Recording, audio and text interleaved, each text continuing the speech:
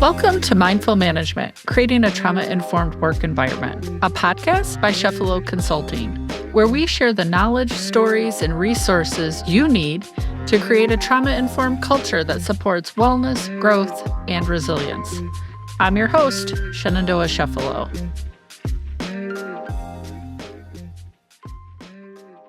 Hello, welcome everybody. Welcome friends. We're so glad that you're here joining us for another episode. I say this every time, but I get more and more excited as we have more and more guests on the show. We get to have just the most incredible conversations each time, and today's no different.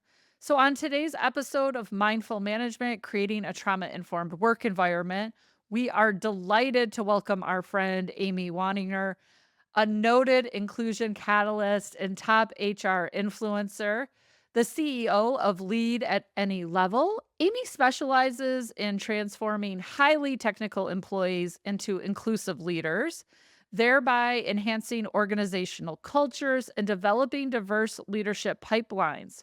With her extensive background in keynotes, training, consulting, and assessments, we're going to dive into how she's getting all this data, by the way. Amy's committed to helping companies promote from within while ensuring that they maintain engaged and retained employees. Her work not only boosts innovation and growth, but also tackles the challenges of unwanted turnover by fostering an environment of respect and inclusion. Welcome, Amy. We're so glad to have you today. I'm excited to be here, Shenandoah. Oh, thanks for coming. So, Amy, one of the things, as a storyteller myself and someone who's really leaned into my own personal story and journey, the part that surprised me most about being a podcast host, but the thing that I find myself most drawn to is why people have picked this specific career that they're doing, right? Like people's individual stories, I'm finding more and more interesting. And I think that's especially true when someone has in their title that they're an inclusion catalyst, because that job title is not like, you're not going to find that in a career handbook, I don't think, right? It doesn't kind of exist in the what career do you want books. And so I'm just curious for you, like in your journey to kind of leading you where you are today in your career, has there been a pivotal moment or an experience or something that happened that really drove your passion for doing this work?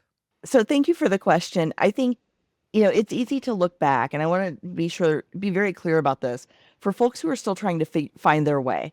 It's easy to look backward and connect dots, and it all looks like a linear path that led you to this inevitable moment. That's not the way it happens in real time. And so I would say there are a number of pivotal moments that kind of added up that led me on this path, but none of this was inevitable. So I want to be very clear about that, because I think sometimes people think like, I'm waiting for my sign. No, you just pick a path. And if you find out you're on the wrong one, you go a different direction like that. That's kind of how this works. But, I spent 20 years in information technology before I embarked on this career path. And, being a woman in IT 25, 30 years ago was not the norm. And I'm seeing a lot more women in that space now, thank goodness. But I got told a lot when I was starting out how I was really analytical for a girl. And those comments were just like knives, stabbing me in every part of my soul, because I knew I was really good. And it took me back to high school when I was told my math scores, top of the class, math scores were really high for a girl. And, it just comments like that. And I know that I get some of that. I know that women of color, people of color, Black women in particular, get a lot more of those kinds of comments about, being articulate or whatever the thing is. But when I realized that it wasn't just happening to me, it wasn't just happening to people that look like me, it's a bigger problem. There's a lot going on. And so that kind of awakened me to some of this, right?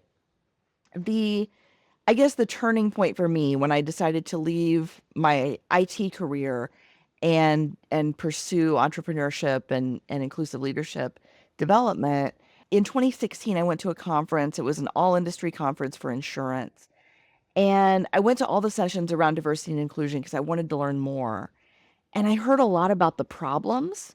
With 20 years in IT, I don't like admiring a problem. I want to find a fix, right? I want to debug the problem. And so I asked the conference organizers, hey, next year, can we talk about the solutions to some of these problems? And let's be clear, the problems are big, right? It's systemic racism, sexism, ageism, generational differences, And unlike our computer, we can't just unplug it and replug it back in, right? Like that's this is like our firmware needs updating across the board. And so I said, can we talk about some solutions? And they said, sure, we'll give you an hour. And I don't know if I'm allowed to curse on this show, but I said, oh shit, because I didn't know what the answer was. Right. And so I got busy thinking about I'm one person in a huge company in an enormous global industry. What can I do? And as I started thinking about that, I realized, first of all, I got to relate it to what people already care about. And so, what I decided people that at this particular event cared about was career longevity and stability. And what they all needed for career longevity and stability was a strong, robust, diverse, and inclusive professional network. And so, I created a tool to help them understand who's missing from their network. What perspectives does their network ignore? And I took my own assessment, and I remember the moment I was so excited. I had my acronyms ready. I was ready to go. And I took the assessment, and it was like all the air was just let out of my balloon. I wasn't being the person that I thought I was being. I wasn't being inclusive. I wasn't seeking out different perspectives.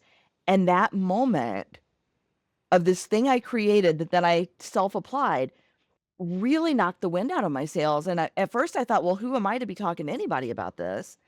But then I realized, no, I can change all of this. So I did. And it was that moment of realizing that my heart can't be in the right place if I never move my feet. That moment changed everything for me and for my network and the people around me. And just as to close the story out, everything changed. Everything changed. And I was so excited to talk to people at this one conference this one time about the impact that this knowledge had and, kind of what was possible on the other side of the revelation, right? And the conference got canceled. And I said, "Oh no, like I need to tell people about this." And so after I got done crying, I sat on the floor. I remember sitting on the floor of my office Googling, how do I speak at conferences? How do I write a book? And in 2018, I wrote my book. I spoke at 35 conferences. The next year, I had 45 conferences scheduled. I was out of days off. And so I quit my job, and this is what I do now. I love it. So, I have so much from that I wanna ask. And Amy knows this, listeners, I've already warned her that I never get to the questions I write for my guests, like, "Hey, this is kind of what I'm thinking about asking you." And then see, they tell me, their entire story, and then I'm like, "Nope, I need to make a sharp left turn," which is I think the best part about podcasting, right? Is that we don't have to stick to the script. But one of the things that you said was the piece that really struck me. So first, this idea of lots of problems and not lots of solutions, right? So for me, the reason that I wrote my book was I kind of had a similar epiphany. I was hiding from my own personal story of being in foster care, wasn't telling anyone, including the people closest to me, and then, right, I started getting this feeling like there's something else at play with these problems I'm trying to solve, right? So on the human service end of things. And so I thought, well, I'll write this book, and I know people want to hear the train wreck story, right? Like people want to know about the car accident. And I'm willing to do that if they'll kind of stick around to talk about solutions. And what I always find funny is it's the solutions that people always drag me for in the reviews and comments, right? Like, it's like, we can't be talking about solutions. We just want to hear the story. So it's an interesting societal thing we have. But this idea of what can I do? Like, I'm just this one person. I'm not a politician. I don't have millions of dollars. Like, no one listens to me. I don't have power. Is something that, after I wrote my book, so I kind of did it in reverse order of you. I wrote my book and then I made my assessment and my frameworks and then like did that piece is that the piece I talk about day in and day out in culture change work is it's you. It's you. And we're in such a mindset that it's my boss. If my boss's boss. if the legislator would pass a new rule, and I just said, we all own a percentage of the culture at work, right? Like, I've watched leaders come and go in organizations and nothing really ever changed. Like, good, bad, neutral, right? They have ideas, they get them implemented, but really the true culture stays relatively unchanged. And so this idea of what you said is, what can I do? And then the realization that, wait, it might be me that's the problem. I wanna switch the language just a little bit. I don't like telling people they're the problem. I like letting people know there's more they can do, right? It's not enough to have your heart in the right place. And I think a lot of folks, and I'm sure we won't get to this question, but one of the questions that you had for me was unconscious bias and how that factors in. And I think unconscious bias training is really important. I think people need to understand how their brains work so they can be conscious about the decisions that they make. I think where a lot of unconscious bias training falls short is it says, okay, here's how your brain works. Everybody's brain works this way. It's part of the human condition. Have a great day. And we don't talk about, okay, now that I'm aware of this, what do I do with that knowledge? How do I shift my attitudes, beliefs, behaviors in a conscious way? How do I ask myself difficult questions about my assumptions so that I can show up differently, not just tomorrow, but in 5 minutes or in the next moment? And it's those shifts are so profound. They don't feel like a big deal, but the more you do it, the more the impact adds up. I don't want to belittle anyone, any effort anyone takes to make themselves a little bit better today than they were yesterday, because that all adds up. And what else are we here for?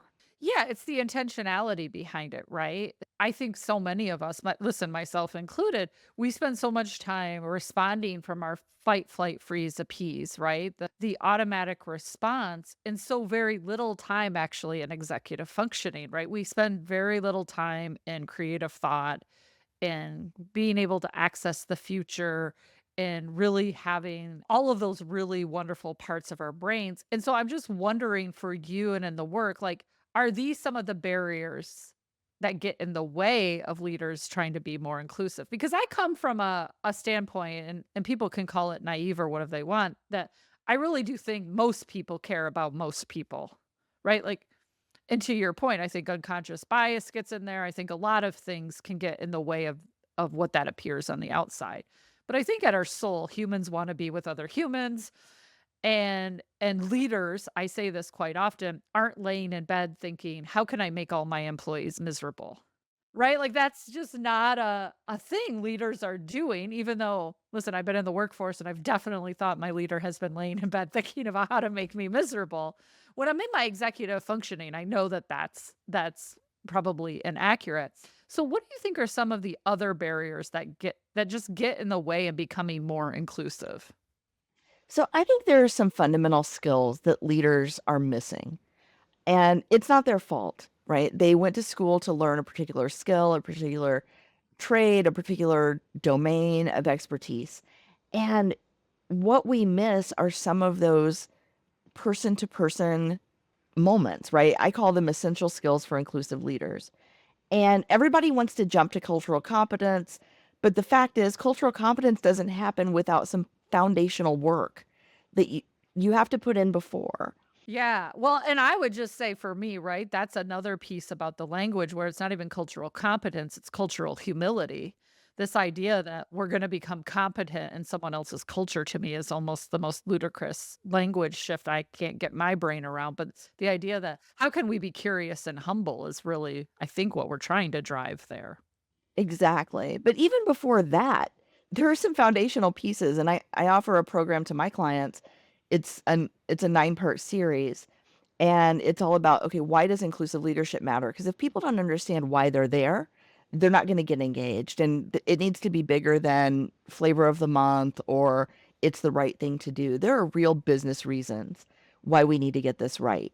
The companies that get this right today are the ones that are gonna win tomorrow because the markets are shifting, the workforce is shifting, and if you can't prepare for that now, in 10 years, nobody's gonna work for you. That's just the way nobody's gonna buy from you. So I think it's important for leaders to understand that their executives live in the future, can already see this coming, and here's what we're preparing for. The second piece, that's kind of a foundational knowledge. Now, the skills are a little different. Emotional intelligence is critical. If I don't know why I feel the way I do, I can't control, manage, or respond appropriately. Understanding how I respond to change, which is sort of an extension of emotional intelligence, we ask folks to engage in the hard change work of diversity and inclusion without giving them tools to navigate any change. New HR system coming out tomorrow. You need to get ready. By the way, we're changing how we do our expense reporting. The finance guys are coming in next week to talk about that. We've got a new product launch we're working on. We're changing our sales process. Right, these changes are coming from everywhere. And we're adding this huge change that affects people at their core. They get really defensive and we don't understand why. Well, we got to give them the tools, right? I always think of, if you're old enough to have watched I Love Lucy, maybe on reruns when you're homesick from school, there's an episode of I Love Lucy where Lucy and Ethel are working in a candy factory and they're trying to wrap all the chocolates. And of course, the chocolates are coming too fast and they're shoving them down their bras and in their hats and they're eating them and throwing them over their shoulder just to try to keep up. And that's how most employees and leaders are experiencing change in the workplace right now. They cannot wrap these things up and move them down the line. There's just too much. So we need to get better about giving them the tools they need for that. Finding the good in others, right? Playing to people's strengths, giving people more of what they do best, and leveraging more of what's right about people. Too often we hire people based on what they bring, and then we beat them down in their performance review based on what they lack. And we've got to get better about that.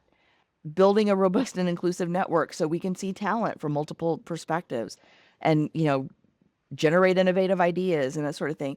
Giving and receiving feedback. Feedback is an equity tool, and most leaders aren't doing it right. They're afraid that they're going to make a woman cry or, they're going to be called out. They don't receive feedback well, so we can't nudge them in the right direction on the little things, making the big things almost impossible to have conversations about. And so I don't think I got to all nine, but basically, these are foundational things. Once we have all that, now we can talk about how do we engage across culture? How do we go into a place where we've never been and lead effectively or meet people where they are and pull them forward? But if we don't have that understanding about ourselves and about each other and how we show up, it's going to be really hard to do that. Yeah, and I mean, I love first that you talk about the financial benefit of this, right? It's the one thing that I say all the time is sometimes you're in a room and you know this, Amy, just as being a speaker, and it's like, you're preaching to the choir, right? Like these are people who are like, yeah, yeah, yeah, right? And so we have the people who just by their heart are going to want to change and do that heavy work, but sometimes you got to explain the financial benefit. Like some people are only led by the pocketbook, right? And that's a big piece, but the one thing that you said, well, there's actually 2 things I wanted to circle back on. One was this idea of change and how fast change is coming, because I think this is a phenomenon that's happening right now. Like, now it feels like, okay, coming out of COVID, especially the rate of change, AI being introduced at the level that it's being introduced at. But we know the brain does not like change, even when it knows the change is good for us, right? Like, because the brain's job is to make us survive. But the brain likes to, it knows it's safe, which is the other really big component of this work, when it's already done it before. So that's why we go back, right, to what we know, or, even though we know broccoli's good for us, we'll continue to order French fries, right? Like, it's this idea that we know what's safe and the unknown is not so safe. So, how do we help leaders? How do we build a workplace culture where trying and innovating is safe? Because by its very nature, biologically, it's unsafe. So are there things that we can do that? So that's maybe the first part that I wanna tackle before I move into that asset base versus deficit base you talked about. Sure. So I think one of the things that we need to do is we need to acknowledge, and this goes back to the unconscious bias training, right? Our sorting algorithm in our brain starts with, every new input, every new stimulus that comes in. I call it the first decision is been there, done that, or that might kill me. And if we've been there, done that, it's really easy. We're on autopilot. We're not thinking about it. And anything new, anything unexpected, anything different or out of the ordinary, and it doesn't matter how little, out of the ordinary it is, triggers the that might kill me response in our brain. We analyze it, we look at it, right? What we need to recognize is all of that stuff in the been there, done that pile could end up in the that might kill me pile if we're not paying attention to it because the world around us is changing. And what used to be safe and what used to work isn't safe and doesn't work anymore. And so it's about recognizing these patterns and interrupting them and pulling some of those things out of been there, done that, and examining them with a little bit more scrutiny and about being willing to take something that's in that might kill me pile, right? And assessing it with a little less fear and adapting a little more quickly, or at least trying to adapt a little more quickly. So we need to set up in environments, in work environments especially, we need to set up small risk, big reward environments, right? People take a chance, whether they succeed or fail, we celebrate the try. We celebrate the attempt. And this is all about having a growth mindset and creating a learning culture, which is also part of my program. And it's really about how do we take what we already know, make it bigger? How do we account for and manage around the unknown here's a hint, you can't know everything. You've got to have a strong, robust, diverse, and inclusive network so you have people to ask when those things come up and you get multiple perspectives on it so you know, will it truly kill me or is this something that we can work with? And I think AI is a great example of this. I'm a speaker at our conference a couple years ago. There was absolutely no mention of AI. You know, there was no official policy, but it was, kind of the murmur in the hallways was AI is, the use of AI is unethical, right? That was kind of what we were talking about 2 years ago. This year, I want to say close to a quarter of the conference sessions mentioned or promoted the use of AI in the work that we do. Now, AI is a lot like diversity and inclusion. It's a big, scary change for a lot of people. And you can ignore it. And it has some inherent risk too. It has some inherent risk, right? And you can ignore it for a while, but let's be clear, this is the future. And so a colleague of mine is fond of quoting Ayn Rand, who said, you can ignore reality, but you can't ignore the impact of ignoring reality, right? I think I'm butchering the quote. But, these are things that are coming. They're here. We need to know how to embrace them in ways that are appropriate and productive. We need to know how to navigate around the pieces of this that, can be destructive and dangerous to us, to our friends, to our communities, so there's a lot, and we see that in DEI as well with the backlash, right? We need to know how to navigate around that, and we need to know how to bring people in and get them curious in ways that they haven't been curious before, because we really, unless all of your problems in your organization have been solved, And we don't here's the have, hint, they haven't. They haven't. and I've not met one yet, right?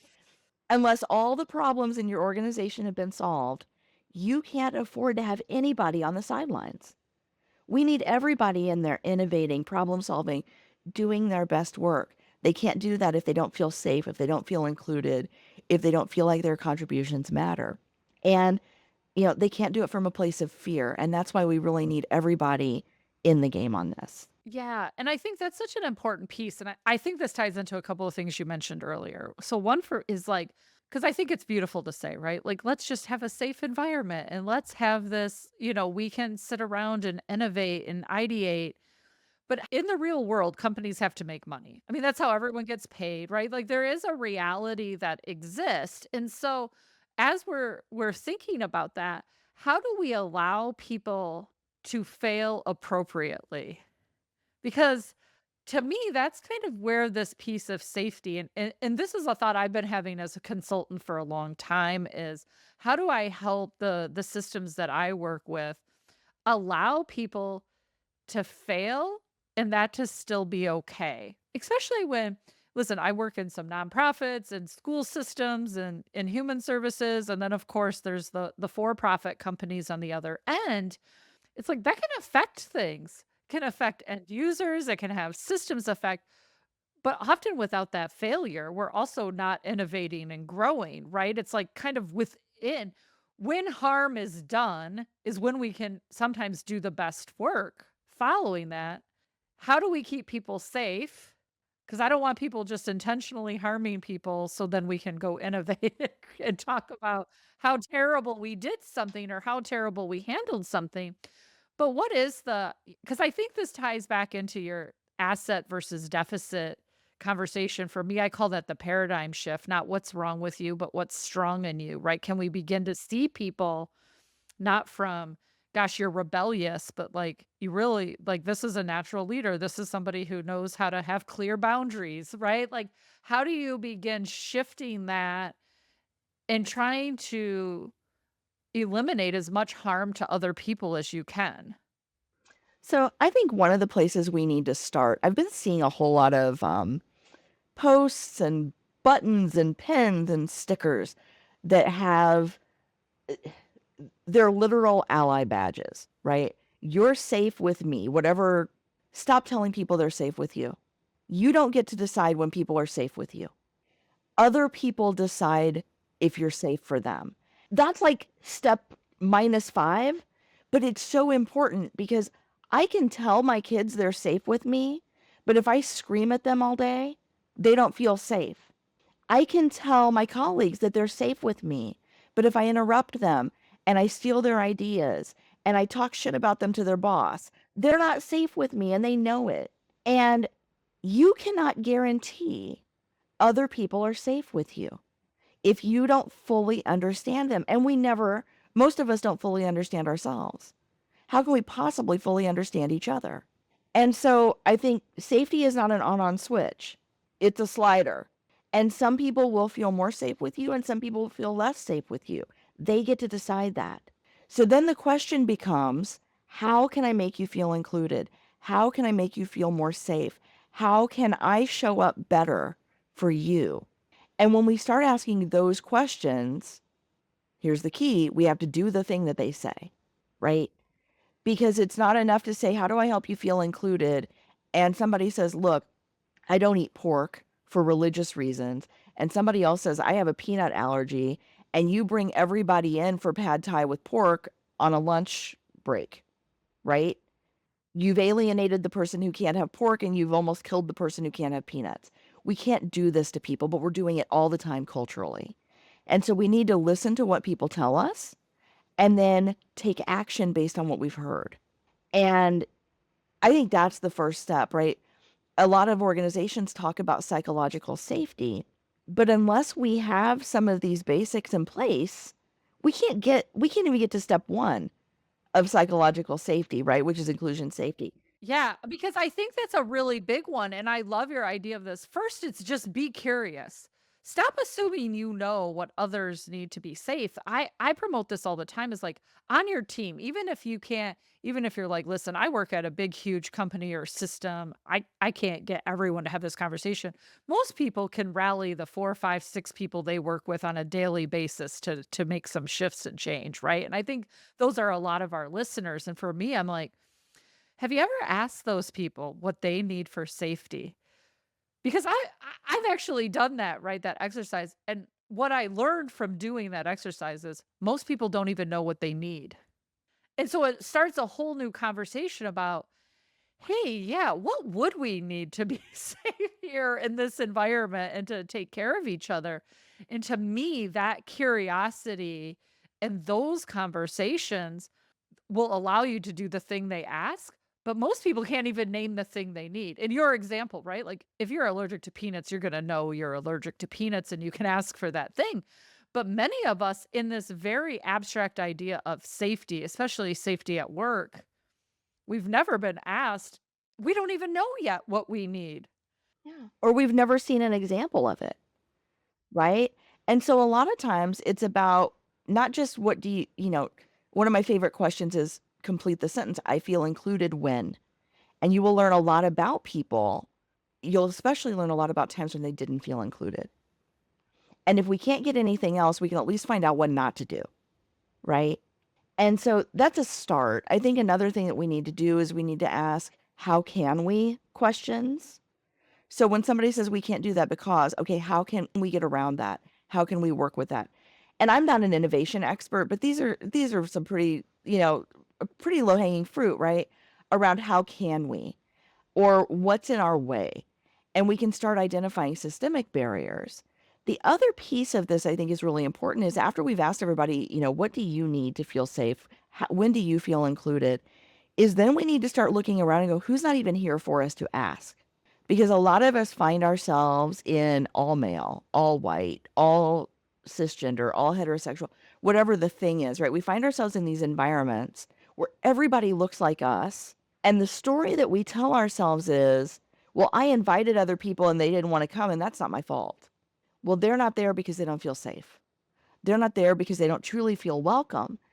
And, or they don't really feel like they're going to be included once they get there. And so we need to look around rooms and say, who's missing? What do we need to change about us so that other people feel welcome here? I love that. So we've been talking about some of kind of these steps that people could take, early steps, easy steps. But if we've got a listener out there, right? Because I think there's this culture, especially coming out of COVID, we saw a huge increase in this where every company, issued their statement, whether they were supporting Black Lives Matter or not, right? Like we saw all the statements beginning to come out in post George Floyd, and lots of companies then hired diversity, equity, inclusion managers, coordinators, directors. It kind of seemed like there's a whole litany of titles that are being attached. And then shortly thereafter, we've started seeing a recall of those positions and elimination of those positions quite quickly. So it's clear that the position itself didn't make changes in a whole. I'm not going to say for every single company it didn't, but in a whole, if we created those positions and now those positions are being rolled back, that's maybe not the answer. So where do companies start to do real change? So I want to poke at what you just said a little bit. It's not enough to have one person in a role, give them unrealistic responsibilities, no resources, no real authority, and ask them to change your corporate culture single-handedly. And I think that was a knee-jerk reaction by a lot of companies. And I don't think I want to be very careful that we're not placing blame on the people put in those roles. Because a lot of times, first of all, the turnover in those roles is about 18 months. Typically, it's, like I said, it's understaffed, under-resourced, underappreciated work that's, not given real credence. It also comes with a lot of you have the title, but you don't have any power to make change either, right? Right. And so I would look at this a little bit differently. I would say, okay, most companies of any size have some sort of quality initiative, right? There are people whose job is quality, whatever the quality means, right? Whether it's product, process, service, whatever. But whose job is quality? It's everybody's job. Everybody that touches a product, a process, or a service is responsible for quality. And in the same way, inclusion, culture, right? Safe work environment needs to be everyone's job. It's about what are you incentivizing? What are you holding people accountable for? And what are you talking about most of the time? And so, you know, people say, like, show me where you spend your money and time, and I'll tell you what your priorities are. I think the same is true in organizations.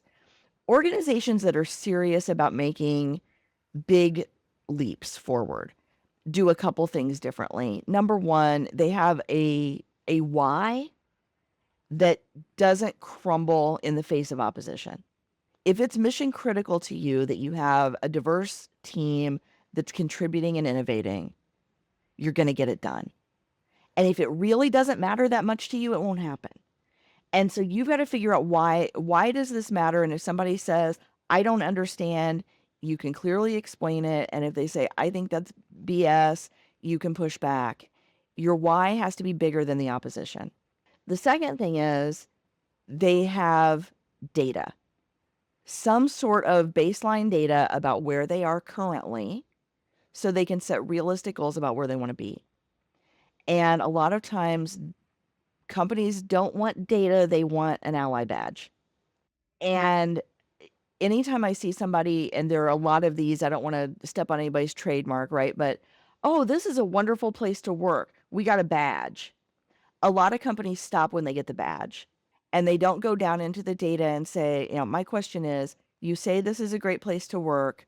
For whom is it a great place to work? Because it's not for everybody. And do the people that are included and the people that you hope are included Is there a lot of overlap there? Right? Because not everybody is going to feel like this is a great place. And are you paying attention to trends there? And what are you doing to remediate? So having data, not an ally badge, but real data that you're taking action on makes a huge difference. Because if this is mission critical and you don't know where you stand and you don't know where you're going, how are you going to fulfill your mission? Yeah, it's the personal journey that you talked about in the beginning, right? Like, if you don't know what you're trying to do, to your point, inclusion catalyst probably wasn't on your thought radar for a long time, right? It wasn't a clear path of that's what you were going to do. But for businesses, you got to kind of have the goal in mind. I love that you brought up data because this comes up on the show all the time. How do you measure the unmeasurable, right? Like, because we're not talking about how many widgets did you sell this quarter.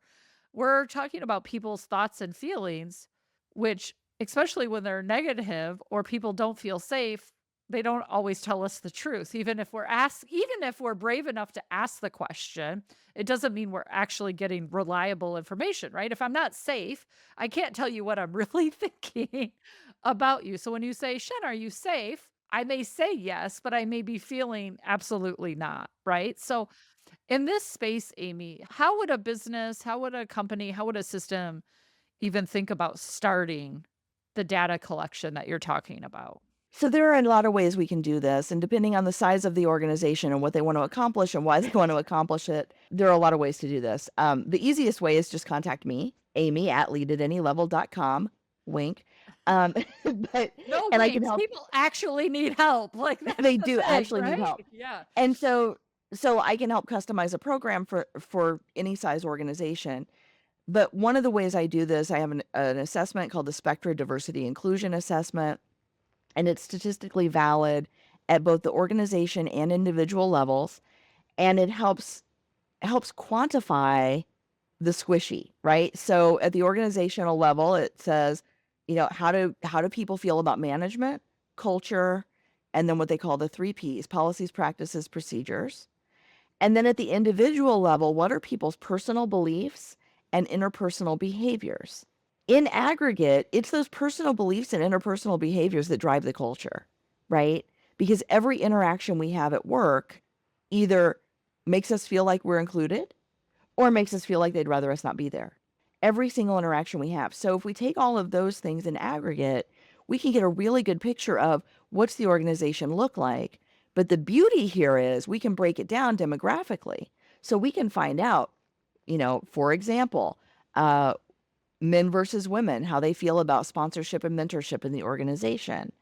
Um, Black folks versus Hispanic folks versus white folks, how they feel about policies and procedures. And so we can get very granular about this. So it's not about getting the ally badge, right? It's about finding out who feels included, who doesn't, and why, and then making changes that are appropriate for that. There are a lot of other tools we use at the team levels and the leadership levels, but from an organizational perspective, that's one piece. Now, you can also pull self-reported HR data and find out where's your representation. You can do, wage gap studies in your own organization. These are all measures of inclusion, effectiveness, whether or not you're walking the talk in your organization. And so a lot of this, yeah, a lot of it just comes down to why do you care? Where are you trying to go? And then let's find out where you are so that we can get you there. So the data's good. I know many listeners are probably like, say it one more time. What's the name of the tool that you use? I use the Spectra Diversity Inclusion Assessment, or SDIA. And again, they can contact me if they want to learn more. I think it's such a critical piece. So I'm thinking about that data piece. And then, of course, you can't talk about that with talking about who we're deciding to hire going forward, right? So, are there things like, so if we have people who are thinking about hiring, and for me, this applies to leaders, but it also for me, I'm just thinking about across the board, right? From front end people to high whatever wherever people are in this kind of hierarchy of your system, are there qualities we can be looking for that maybe define what is an inclusive leader or somebody? I mean, are people just more naturally inclusive than others? I think this is all learned skills. And so when I talk to people about hiring, which is another one of the modules in my program, it's about getting out of your own way, right? Not creating a beer test about, who we're not auditioning for the role of best friend, or professional sidekick. Like we need somebody to come in and do a job. But there are different ways we can think about that, right? Somebody may have all of the soft skills they need for the role and none of the technical skills. Somebody may have all of the technical skills and none of the essential skills. Those two candidates may be equal, right? But we don't always think about those candidates as equal because we know how to train for technical skills, or we don't know how to train for technical skills, so we bring in the best technical person, but then we have no idea how to teach them how to people, right? And so we need to be clear about what's important to the role. What does this candidate bring uniquely? And then whoever we choose, we need to give them the tools to close the gap, right? Not beat them up for who they're not, but make sure that their onboarding, their ongoing training addresses whichever pieces of this they don't already have, all while recognizing that this person brings a unique perspective, brings unique strengths, right? Brings something to the team we didn't already have. And so there's a lot of work that hiring managers need to do to set new employees up for success. But even before that, I'm going to give you a quick insider tip. Most companies don't teach people how to hire at all. The ones that do typically only include their managers in that training. But usually the managers delegate technical interviews, resume review, right? First interviews, whatever the thing is, to the people on their teams. And so if we're not including everybody in that conversation about the biases that come up in interviews, and it could be something as simple as, this is true, the name on the resume, right, gives us a bias for or against, right? Some detail on the resume triggers Yeah. something in us. I mean, I have a unique name and I've gotten that feedback in interviews. How is that feedback though? Like that's not something you can change. You can't change your name to appease somebody's bias. I suppose I could, but I always find it interesting that I don't think I've been in an interview where my name hasn't come up. So just that very simple thing you're talking about, right? And I say that as a white identifying person. And so I can only imagine for others what that, right? For people of color, what that feeling is because when other people have said that to me, I'm like, "Oh, yeah. Oh, wait, Amy, you don't get that?" Like, it doesn't right? Because when it happens to you, you begin to just assume it must be happening to everybody. My place of privilege where I sit in the world, right? And then you hear it, but I think it's that very simple piece before we even get into skills, ability, qualifications, soft skills, hard skills, all of those pieces that you sometimes can't get over that initial hurdle of just, like, the name at the top of the page. Exactly. And then when people come in for interviews, simple things like, do they walk more quickly or more slowly than the interviewer can make a difference in whether or not they get moved on to the next phase. I mean, it's silly, silly, silly stuff that we don't even realize we're making a judgment about, right? And so just helping people understand, like, when you say these things, I don't think this is a good candidate, I don't think they're a good culture fit. What does that mean? Having diverse panels of interviewers so that you're getting different perspectives on a candidate. One person says, I don't think they present well. I don't think they have executive presence, whatever the hell that means, right? And somebody else says, I don't know what you're talking about. And then, the first person says, well, they came in with braids. Okay, let's educate you on why that's not an appropriate rationale for pulling somebody out of, and in some states illegal rationale for pulling somebody out of the running, right? And so there are all sorts of things we can do, but we can't just we first of all we have to train people, and second we can't just train managers because they're not the only ones touching these candidates in the selection process. Amy, this has been so informative. I want to get to our quick fire questions because our audience loves those. But before we get there, so as you kind of look ahead, because, and I hope you'll come back on the show again, because I feel like any of these we could spend 45 minutes. We could spend 45 minutes just talking about please don't ask these questions in an interview. I feel like, because when I made my transition to a freelancer, I actually applied to 1,000 jobs on LinkedIn. And I feel like I need somewhere to talk about that experience So that might be just the place. So, but as you look forward, and I know there's a lot of work to do, but what do we have? Where's our hope? What's the emerging trend, or what do you see as really good news coming short term, next 2 to 3 years, and even longer term, 5 plus, that makes you want to keep getting up and doing this work, even when day to day sometimes you want to rip your hair out. This work matters so much and it's becoming more and more urgent. And the reason it's becoming more and more urgent is because the generation of folks coming into the workforce right now are the most diverse we've ever seen, and they are also the most expectant that they're going to be supported. And so this is like, hear me when I say this is a critical time for companies, because if they don't get this right, they're going to lose an entire generation of workers. And we're facing, historic retirement levels. We're facing, like, there's a lot going on. We need folks. Work is changing. But the way in which we work is changing, and some because of what we're talking about, but some just because of COVID and technology and all the pieces. It's changing already, right? So we gotta have people though. Yeah. And so we need to ready employers for the workers that are coming. And to me, it's so urgent and it's so important. And again, we've not solved all our problems, so we can't afford for anybody to sit out. This is a now problem. It feels like it's been a now problem though for a long time. I don't even know if I can put a date on that. It feels like it's This is an ongoing issue. It's, since the dawn of time, right? We've had problems. We're being asked to do something that no people in history have ever been asked to do. And that is come together across difference to make something good happen, right? That's never been asked of humanity before. Every other time humanity has encountered difference, it's been, war, genocide, conquering colonialism, right? Something that is violent and presumes that there's a conflict, and our world is too small now and change is too rapid for us to continue to adapt to change to difference that way. We've got to figure this out.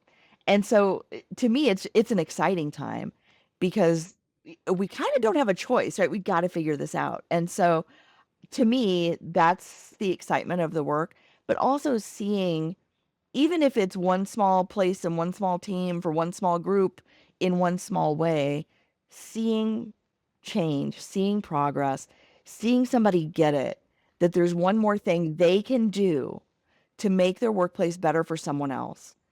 And when we do that, it may not feel like a lot, right? The cumulative impact of that over time is immeasurable.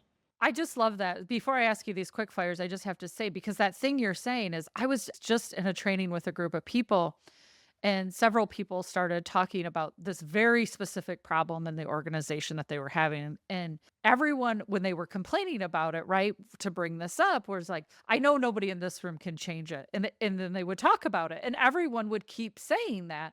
And finally, this guy in the middle of the room said, I can change that. Like, I have I work in that department and I actually have the power. And everyone was like, wait, you do?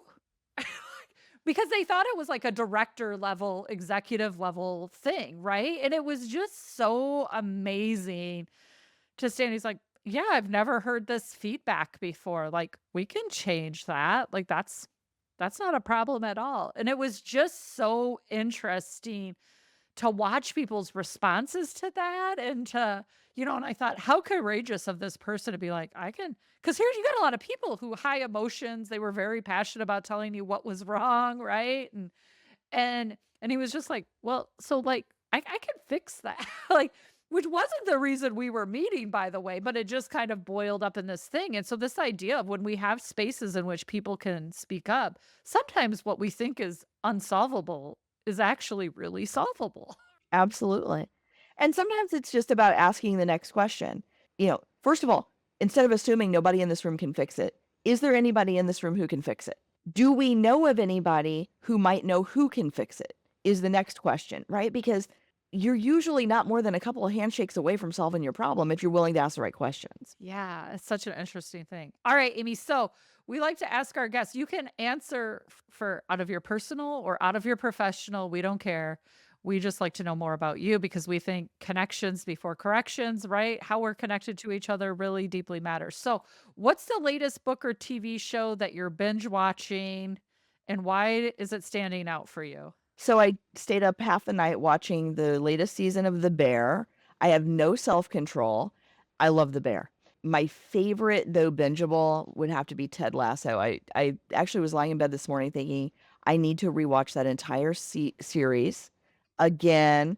We watched it last year over Christmas. My husband had never seen it, and he ended up binging the whole thing, all 3 seasons, over like a weekend or maybe a week. And I sat there and watched it with him. I was like, this is even better the second time. So I'm kind of like recommitting that like once a year I'm gonna have to sit down and I gotta pace myself, but I need to rewatch it. Not just from the feel good message and like, yeah, it's kind of like a Mr. Rogers-y sort of feeling when I get when I watch it, but also just the storytelling and the dialogue is just so good. There's some great lessons in that program. There's some great one lessons, so I love that. If you haven't, we'll put links to these shows and in those as well. So if you could have dinner with a historical figure or contemporary leader, we like to know who, but what is the one question you would also, since we've talked so much about curiosity, what's also the one question you would ask your historical or contemporary leader? Oh my goodness. That's such a big question for rapid fire. It is a big question, but we get so much insight. We do. And it's hard because I've read so many books by so many of these people. So, all right, I'm gonna share a little bit more about myself than you probably want to know, but I would want to talk to Prince, and I would just my question for him would be, how did you produce so much in your short life? So, Amy, I'll make you jealous. I did meet Prince at a bus stop once, at a bus stop in downtown Los Angeles. It's one of my craziest life stories ever. I was maybe 9 or 10 at the time. Did run into Prince once. You know it's Prince. You know it's Prince coming 2 blocks away, though. And I've heard a bunch of stories that people have shared about their encounters with Prince. Jimmy Fallon's got a hilarious one about being asked to play ping pong with him or something, and it's just, like, the most ridiculous story, and I've heard a lot of those, and I was like, "Yeah, that seems to all check out with just this 45-second encounter I had with Prince." That all seems to be very valid and true. What's, one hobby or activity that just fills you with joy and you lose track of when you're doing, you love it so much? I love to read. I am such a bookworm, and I have been since I was a little kid. So I have foreseen the manner of my death, and it will be that either the books that are stacked 3 deep on my shelves above me will fall and kill me, or the stack of books on my nightstand will fall and kill me, but I will die under a pile of books. That is it is written. Uh, and I love to read because I feel like when we read, we can choose our mentors across all of history and all of the world. And it's absolutely amazing to be able to get into the mind of a person who existed in a place and time I'll never see. I love it. Do you have one of those books you would wanna recommend to our listeners as a must? So I read a book by a woman who was imprisoned during Mao's revolution in China, and it was phenomenal. I don't remember the name of the book, and I don't remember the author. I Okay, know send she it has to me. This passed, is and I'm right not. up this is Yeah, right up my alley of something it I'd was like to read. so good, but it was about what happens when facts don't matter and the truth becomes whatever people in power say it is, and the real personal consequences No, that has a lot of meaning here in the United States right now. of standing up for what's right and what's true. And it's a phenomenal book. I will find it. I will send you a link. No worries. Listeners, we're putting the link in, so you're gonna have to come look at all the comments and chats so you can read about it. Amy, thank you so much for coming on and being a part of our show today. We so appreciate you and spending your precious time with us.